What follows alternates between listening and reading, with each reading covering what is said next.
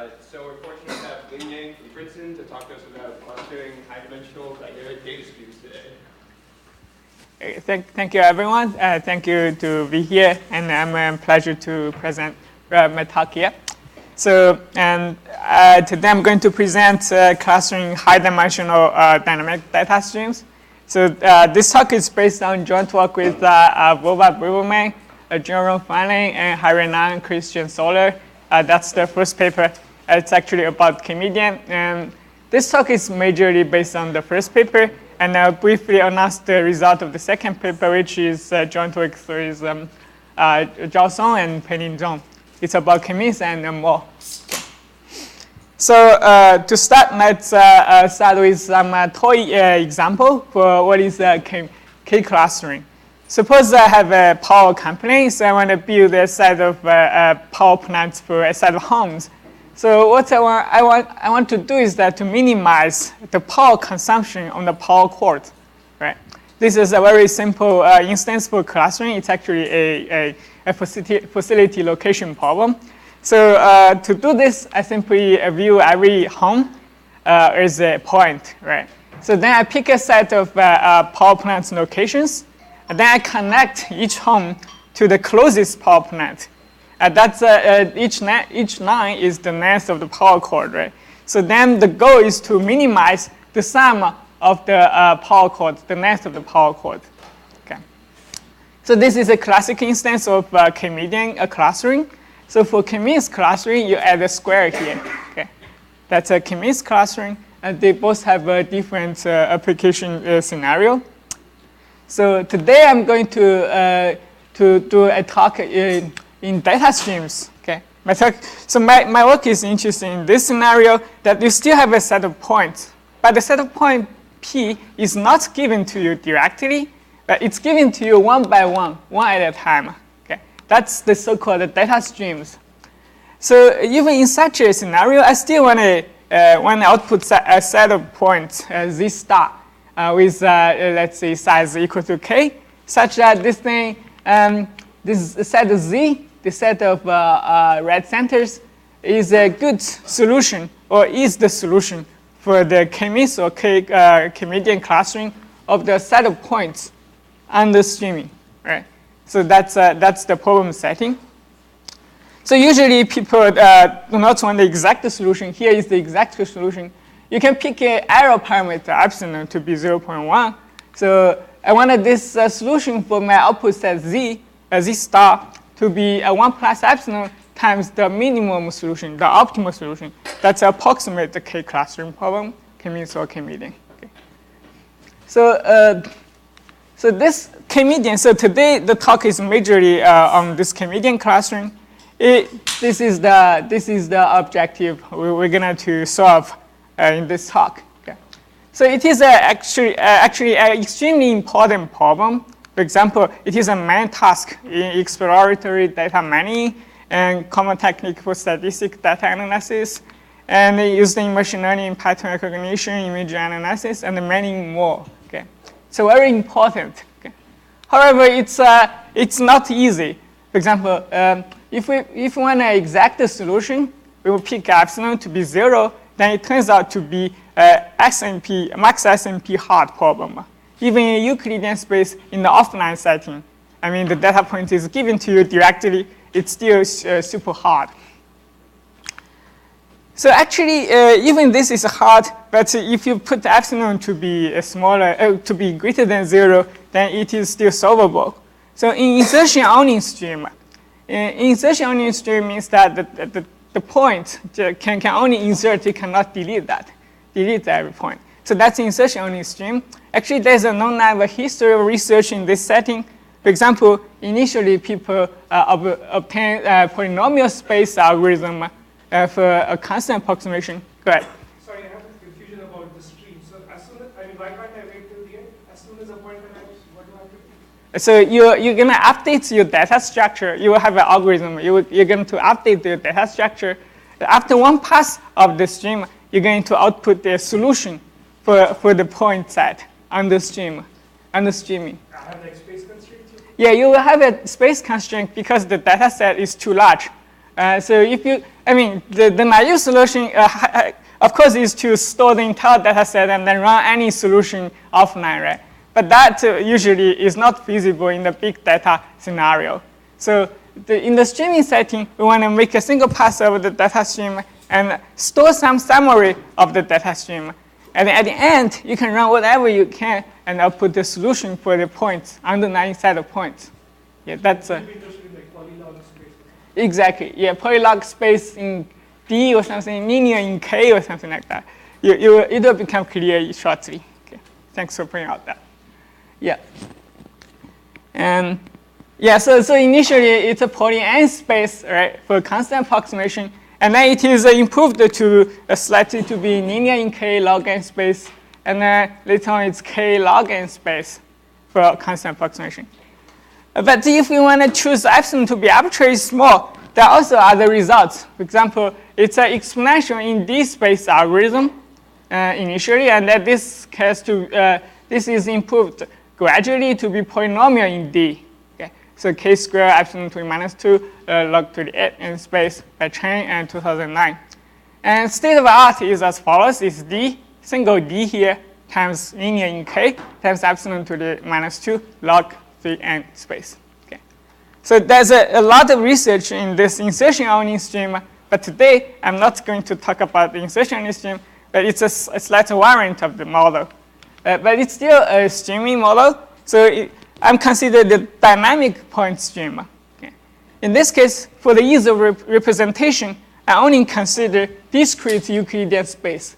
Delta to the D, delta can be super large. In this sense, my point is always on the grid. Okay? But it can come, it can be inserted, and later on, it can be deleted as well. Okay? For example, in the middle of the stream, you may have 10,000 points, but at the end, you only have 1,000 points. That's a possible scenario. Okay? But I still want to do a K-means or K-median clustering in this setting. So this is called a dynamic data stream. It allows the insertion. Go ahead. I'm just curious, you listed all those applications earlier. Is like the deletion actually come up in those applications, or it's just an interesting algorithmic question? You mean this K-median? Yeah, for like is deletion sort of really come up in these applications, or it's just more? Yeah, so here I just consider the theoretical setting, but yes, it has real applications. For example, in the network regime, or in the network of sensors, right? So you have a different sensors comes, the data comes, and later on the sensor has been removed or something like that. There are a lot of other applications you can come up with. Yeah. Today I'm just focusing on the theoretical part, but of course there are a lot of applications. So the dynamic data stream allows you to insert a point and delete a point, right? Okay. And also, like, what's known for general metrics? Like, even if in the insertion only, is it like not Euclidean? But for general metrics, yeah, there are lots of results as well. But it's only for insertion-only stream, though. For dynamic stream, there are not too many results, only a few of them. Even So for general metrics, you can get like constraint with like these kinds of problems. it's something like a linear in K times some polylog factors. And it's actually given by this FL11 paper, stock paper, for Feldman Langberg. Yeah. And then for the use of, okay. So with the dynamic stream, Yeah. it's still like a little confusing the model, but like you have to maintain that you have a clustering at any point in time then? Yeah, so that's the general requirement. But if you can simplify that to output the set of solutions at the end of the stream. But then to maintain the solution along the stream, it's a easy generalization. Because I can just stop the stream at any point in time. Yeah, sure. Yeah. I mean, so basically you can ask such a question. So I want you to maintain a solution at any point of the stream or at the end of the stream. Basically, the difference between the two settings is only log factors, because you can do a union bond by repeat the parallel like a log many times, and then do a union bond over all points of the stream. Then you can extend from a single pointer to a monitoring, continuous monitoring. Yeah. Thanks for pointing out that. Okay. So there, in this dynamic data stream setting, there are not many results. The first introduced this model is by Indyk at 2004. He introduced this dynamic streaming model. He also gives an algorithm for comedian that's a k exponential in D space, epsilon to the minus D space. Epsilon is something smaller than 1, we recall that. Okay, so here comes this update time. So he has a data structure. Once a point comes in, how much time you need to operate your data structure. That's the time this OT into the KD. Basically, it's very infeasible as long as the parameter becomes larger. Right? So this FS 0.5, 2005, gives a slight improvement in this update time, but not space. Okay. So basically, there are only 3 results of this comedian in literature now. So this is our result. Brumer finding 9 Sol and me. So we give a result of space k, linear in k, first of all, and then epsilon to the minus 2 and some poly D factors there. Okay. So this is the first algorithm in space poly D. So instead of this epsilon to the minus D or something. Okay. And also it's time efficient. Go ahead. Sorry, is the linear in k like a trivial lower bound? Like if you don't maintain? Yeah, I think so. Yeah, you can always make the just key points there, right? So that's a. Now, is this result also for Euclidean matrix or more general? This one? The first one. This one? Yeah. It's only for Euclidean metric, delta to the D space. Yeah. And it's crucially depends on Euclidean metric, I think. Yeah. So this is the state of art, and this is our result. Okay. And then how we achieve this, right? So it's by a means of a coreset. Okay. So let me give you first a little formal definition of a coreset, and then give you an example of what is a coreset. Okay. So if you give me an arbitrary set of points P that's in Euclidean space, or for example, any other metric space is still fine. So then a coreset S is a summary of P. In fact, it's a multiset, and then each point S has a weight double S. Okay. So then I require that for any attempting solution for the k-means or k-median on the set of point P, I measure the cost function on this coreset S. It's 1 plus epsilon approximates the cost of the original set of points. Okay. So the cost you measure on the coreset is defined as this. It's very similar to measure the cost as the original set of point P, but you only need to add the weight to each point. Okay. That's the cost you measured on the coreset. So usually you record that the size, the cardinality of the coreset is much smaller than the original set of points. In this sense, you can run any your favorite k-median or k-means often algorithm on this much smaller set of points. That gives you a sieving on space and time. Okay. So why does it have to be a multi-set if you have like a weight associated with every point? Like, So yeah, each point has a weight. That's the meaning of a multi-set. oh, okay. Yeah, thanks. Okay. So this is a coreset. So let me give you a toy example of why coresets save us space and time. So still we want to build power plants for the set of homes, right? So now we have many more. So let's pick a set of tentative solutions for the power plants. Let's see this up there. So then I want to compute the cost. So I need to connect each home to the closest power plant. So you see there's so many lines. You have to compute so many distance functions. There it becomes very costly, right? So a coreset works as follows. You first pick a set of representative homes, and then you connect each home to the closest representative home. But instead of storing every home, you store the number of homes connected to the representative home. That becomes your weight to each representative. So now you want to solve the original k-median problem on this much smaller set of representatives, right? Okay. So now you see that only a few number of distance functions to be computed. So in that sense, it saves you it saves you computation time, and also you have much fewer number of points. It saves you space as well. So the only requirement is that for any tentative solution, Z, I wanted the cost you measured on this representative is very close to the original cost, PZ. So that's the requirement, and that's the coreset. Coreset definition. Okay. So now, after introducing the coreset, let me formally tell you what is our result. So this is the theorem. So there exists a data structure supports insert and delete operations of points from this discrete Euclidean space. And let's say it's insert, and then later on it can be deleted. And it maintains a weighted set S, such that with high probability, I mean here I only gives you 0.9 probability. You can boost that to be arbitrarily large by paying a log 1 over delta. Delta is error probability, log 1 over delta factor. So then S is a K-median epsilon coreset. It gives you a 1 plus epsilon solution if you do K-median on this set. So it uses space, let's say K epsilon to the minus 2, some party factors. For both S and the data structure, that means the coreset is of size.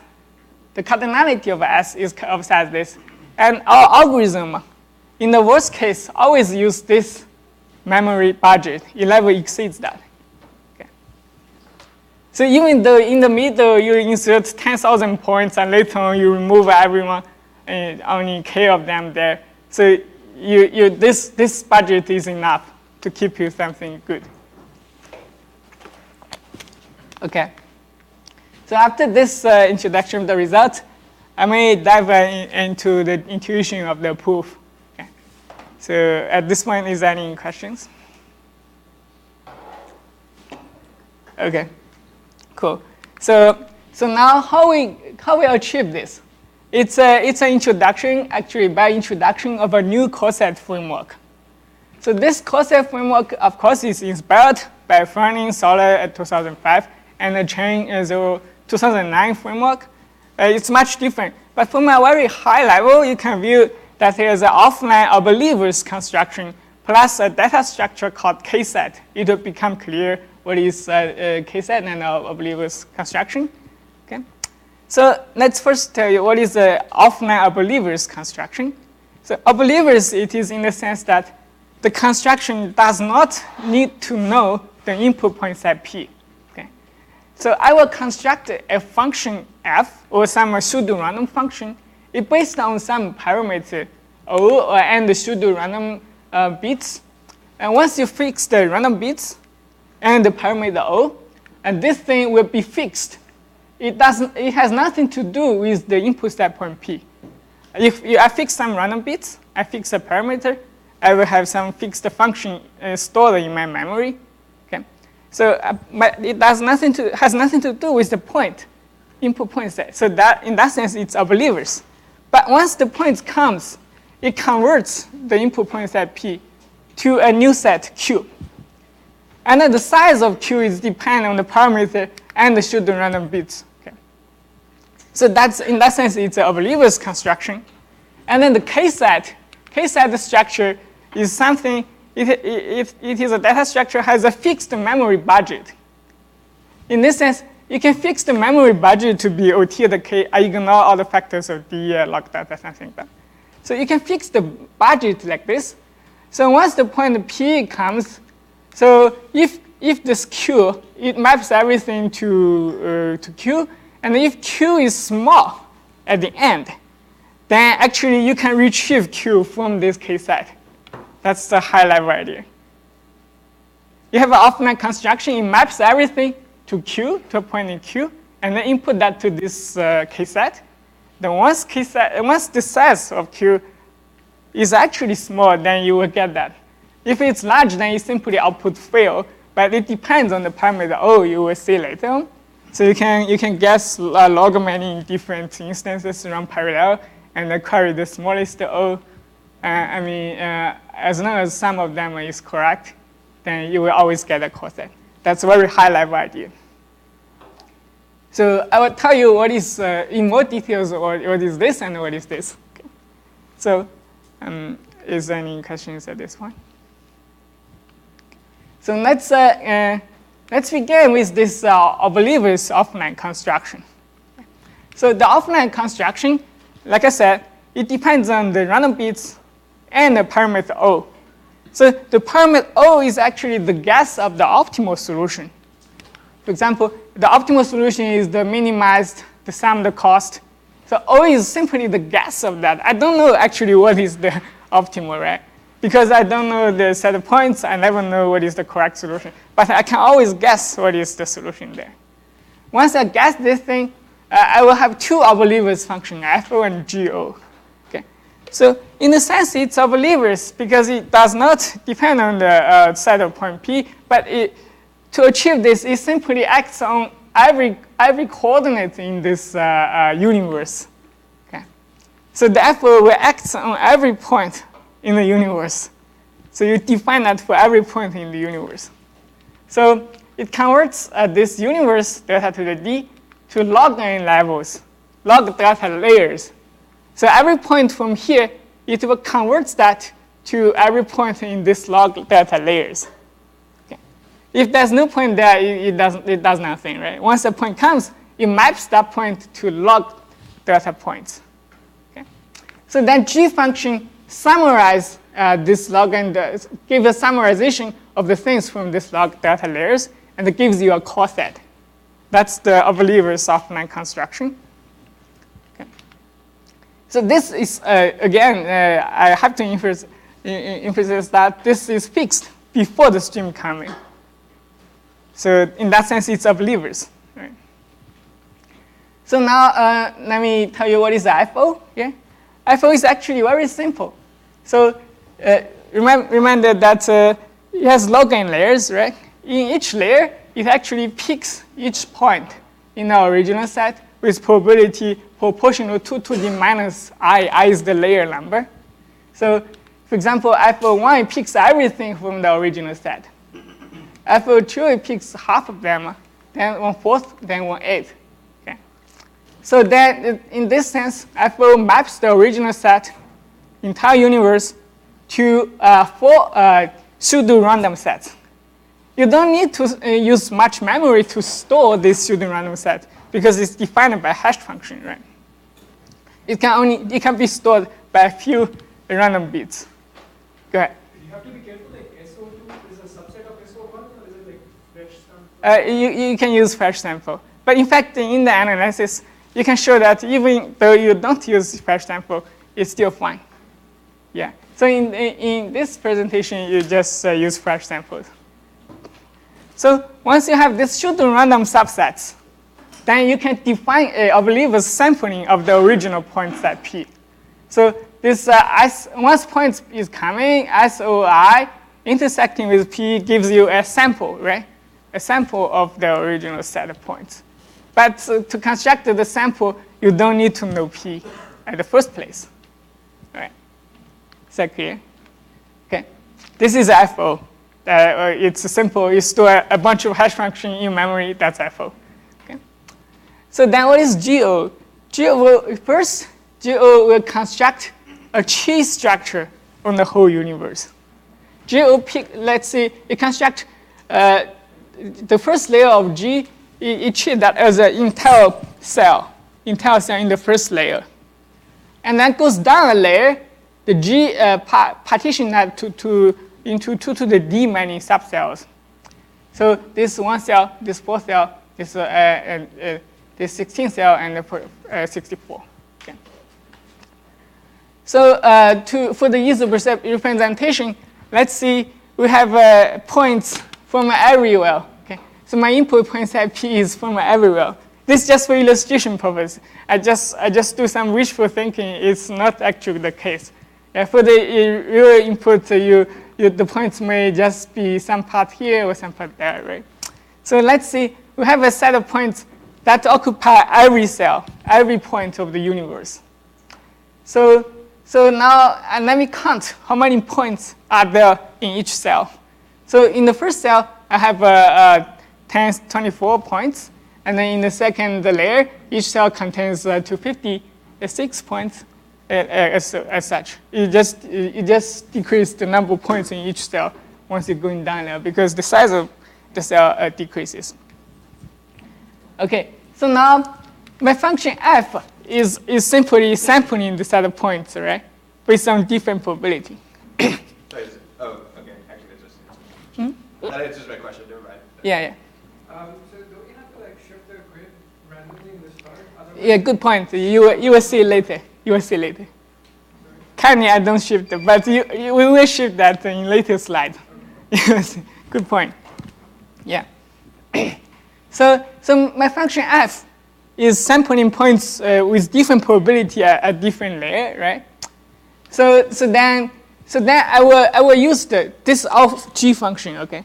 So it will use the samples of f divided by pi. This is the sample probability as an estimation of the number of points in the original cell. As you can see, this is simply an unbiased estimator of the number of points in each cell. For example, in the first layer, I only sample 1 point.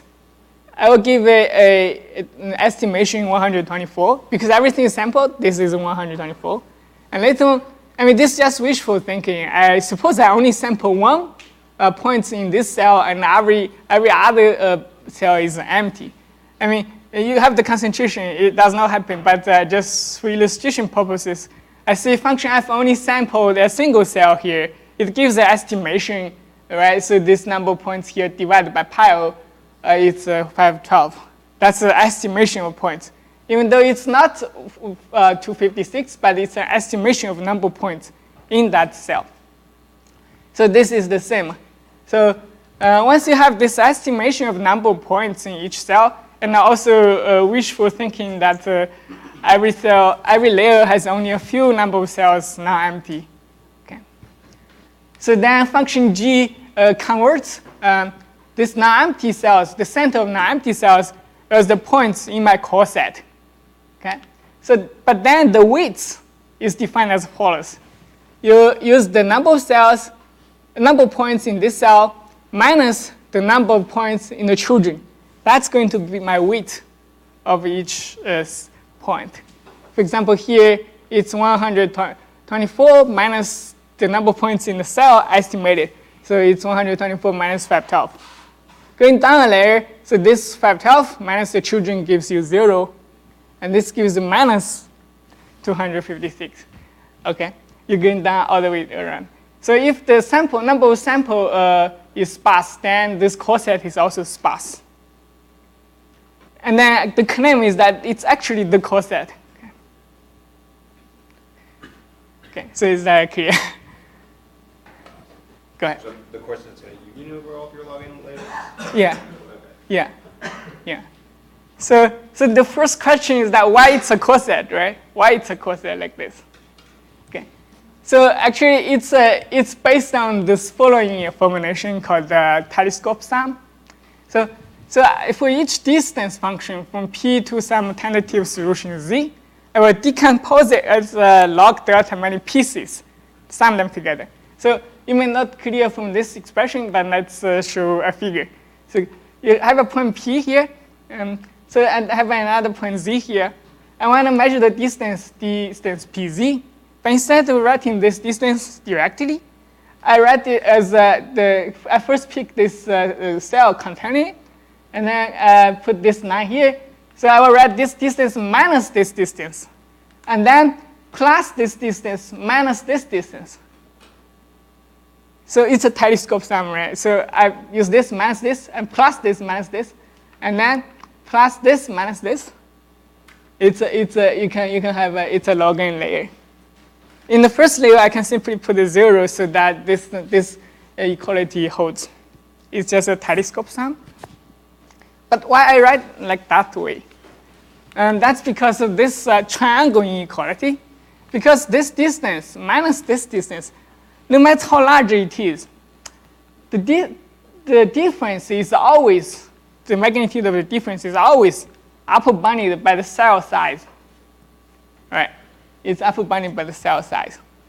So this is also the same, and this is also the same. Because of this, I can rewrite my cost function of a sum of L layers another cost function, but it's from each point P. This is only the cell center minus the parent cell center, the distance to Z. Right? I can simply reorder my cost function to be as follows. Now you see it's a summation of a set of fixed distances. So now you can replace that as a set of samples. So originally the sum of P, now I replace that as sum of S, but I divide it by the sampling probability. This gives you an unbiased estimator of the cost. Okay. So as you can see, as long as you have enough samples, this unbiased estimator will become sufficiently accurate. In that sense, it's a coreset. So if you collect the coefficients of each distance as this center to the set Z, you will see exactly the number of points. That width is exactly the number of points in this cell minus the number of points estimated in the children's cell.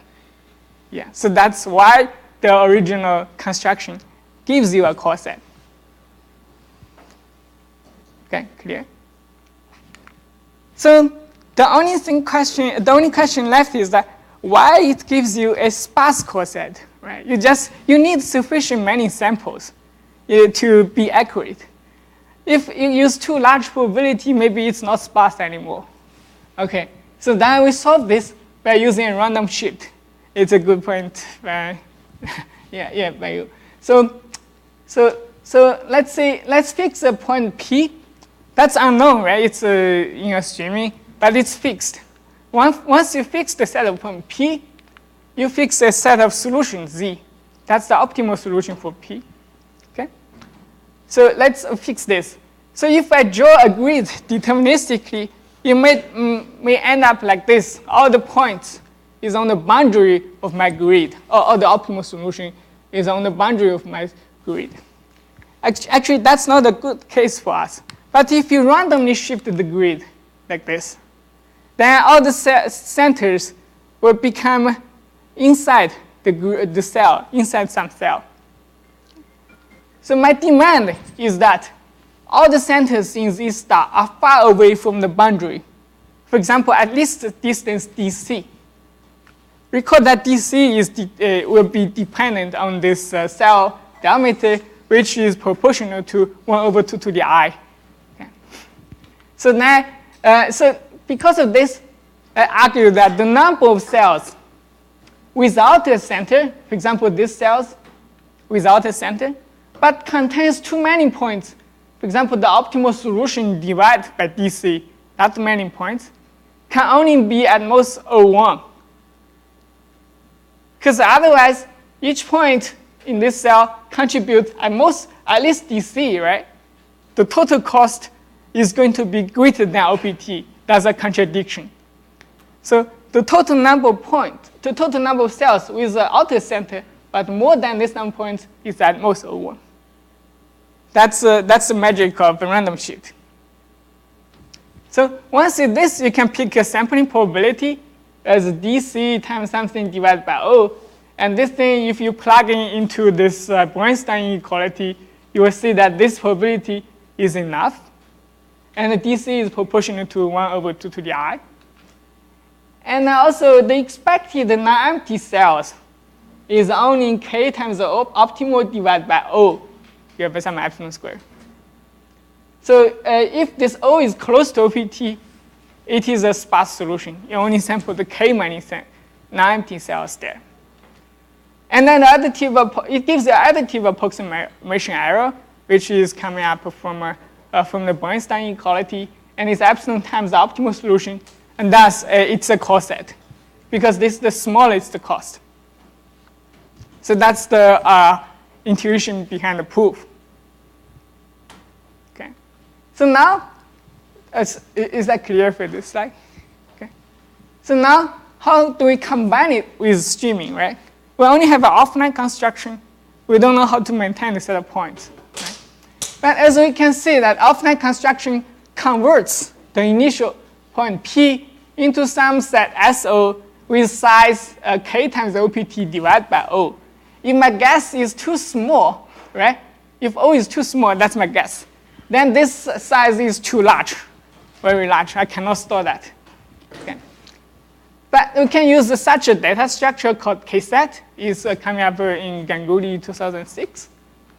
You can fix the memory budget O tilde K, for example. So, and then I run in parallel this many guesses. Some of them becomes too large. It blows up my budget. And then this Cassette will not store that. You just simply say, oh, I cannot store this many points. But once a guess is in between the optimal to optimal divided by 2, then you see that this is only linear in K, right? After log factors. So then the K-set will store that set of points. So the overall structure is as follows. So my omnivorous construction converts each point P. If it's insert, it converts to an insert of the coset point. If it's a delete, it converts to a delete of the coset point. And this is inputted to this K-set structure with memory budget O tilde K. And then if this thing is less than budget, and this K-set simply output this set of points to you. If it's greater than budget, simply outputs fill. So you can simply scan through the log many parallel instances to check which one gives you non-fill. That gives you the coset. That's actually the entire description of the algorithm. Okay. Is there any questions? Cool. So now let me do some comparison with TransformLock. So TransformLock, at first place, it's an offline construction. Of course, it works in insertion only stream. So it requires space O square because it's sampling points O tilde K from O tilde K partitions, and each partition you sample this O tilde K point. Then it is O tilde K square. Now ours is O tilde K, linear in K. And then his framework works for K-means and the M estimator. Ours only works for K-median because our construction crucially relies on the triangle inequality. Like I have a telescope sum, I have a triangle inequality. Okay. Recent results by me and my collaborators, Song and Zhong, we give a linear in K for K-means as well.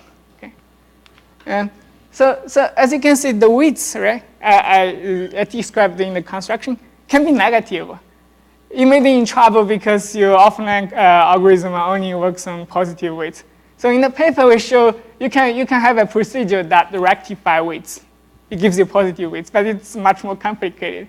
Let's ignore that in this talk. So I just briefly announced the results for K-means and more. It's a sensitivity-based algorithm. So let me give you a definition, of what is a sensitivity. So in this is for K-means though. So actually you can generalize to K-median to many more objective functions. They all have the sensitivity definition. The sensitivity is as follows. You give me arbitrary point P. This Q is the input set. Maybe this should be P, okay?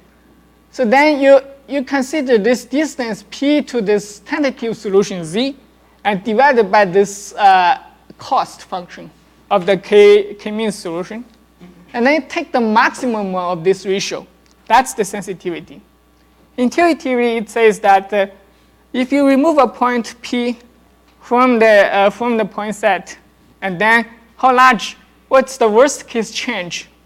Percentage change in any possible solution, right? That's the sensitivity.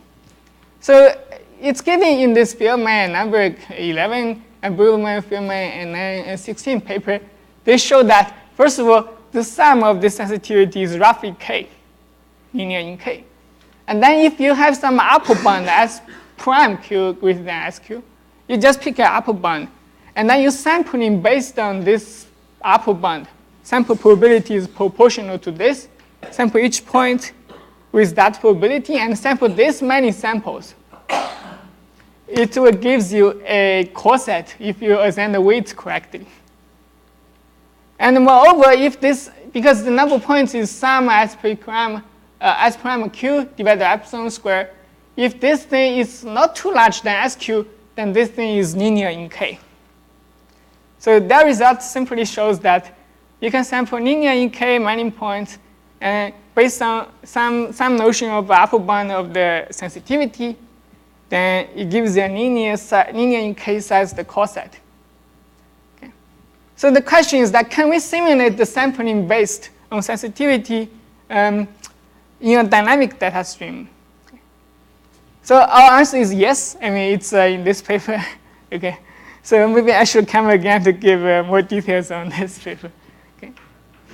Yeah, so then it gives a K poly D space for K-means, and K-median and M estimator and many more because of this framework. Okay, cool.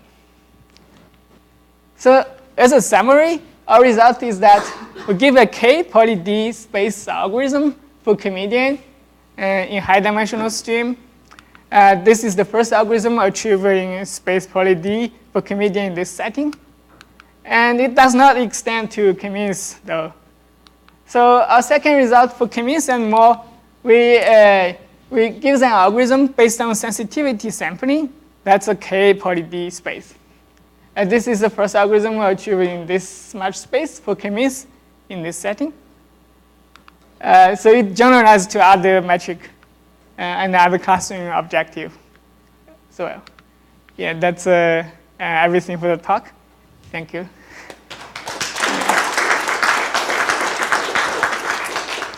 Okay. Are there any lower bounds for these problems? Like, insertion only? Yeah, I only have a naive low one. Like Alice said, it's omega K. Oh. Yeah. Yeah. So it's a good question, actually. No, so for the approximate question. Yeah, for approximate question as well. Did you say those naive lower bounds? No, I mean, so the low one is in the stream setting, right? Oh, maybe. Yeah, how many things you need to store, right? So it's omega K. Yeah, because you can always put the exactly K points there. The coreset has to store the K point. Then that gives you a naive lower one. Are there any low bounds for non-Euclidean metrics? Actually, I'm not aware of that. It's actually an interesting question. What is the non-trivial lower one for this question? Yeah. Okay. So what's the tilde hiding? Is it hiding polylog in what? In K, D, and? Polylog KD epsilon delta. Yeah. So no dependence on n. So dependence on delta is somewhat dependence on n because the number of points is at most delta to the d. So d log delta is the upper bound of a log n. Yeah, of course you can treat that as like an n free, but it's hiding in this d log delta factor. Yeah. So because I was wondering, there was this, maybe you talked, I missed the beginning. You talked about this paper of Langberg and Feldman. Yeah. Didn't they have a K log n? Yeah, exactly, because they consider this insertion only stream, how many points are there. Yeah, so our setting is this Euclidean metric. The number of points is upper bounded by delta to the d. You take a log, it's always d log delta. Yeah. Okay. Does any of the coreset framework apply to general metrics? I think this FL11 paper applies to general metric. Okay. Yeah. Yeah, that paper even applies to this projective clustering. Yeah. Okay. If there are no more questions, let's thank our speaker one more time. Thank you.